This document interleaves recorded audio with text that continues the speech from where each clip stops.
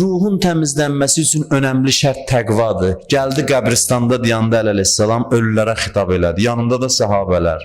Dedi, ey qorxulu mənzillərin sakinləri. Ey qorxulu mənzillərdə sakin olanlar.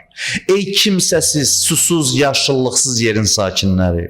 Ey torpaqda məskən salanlar. Ey kimsəsizlər, ey qorxu içində olanlar. Siz bizdən əvvəl getdiniz, biz də gəlirik sizə qovuşmağa. Sizə xəbər verim. Getmişsiniz, buranı tərk eləmişsiniz, dünyanın xəbərini sizə çatdırım. Evləriniz başqa adamlara qismət oldu, başqaları yaşayır indi. Gəlin, baxın, zəhmətlə tikdiyiniz, aldığınız evlərdə indi başqa insanlar yaşayır. Həyat yoldaşlarınız başqaları ilə ailə qurublar. Malınız, sərvətiniz başqaları tərəfindən xərclənir. Sən zəhmətlə qazandın, indi onlar xərcləyirlər. Sən hesabını verirsən. Ondan sonra buyurur, bu bizim sizə xəbərimiz. Sizin bizə xəbəriniz nədir? Siz oradan danışın, oradan nə var nə yox.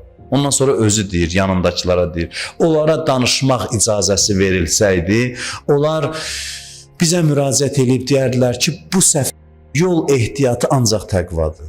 İstəyirsənsə bu səfər üçün yol ehtiyatı götürəsən, təqvanı götür. Təqvadan başqa xeyri yoxdur. Əli boş olmayasan, təqva ilə gəl Allahın huzuruna.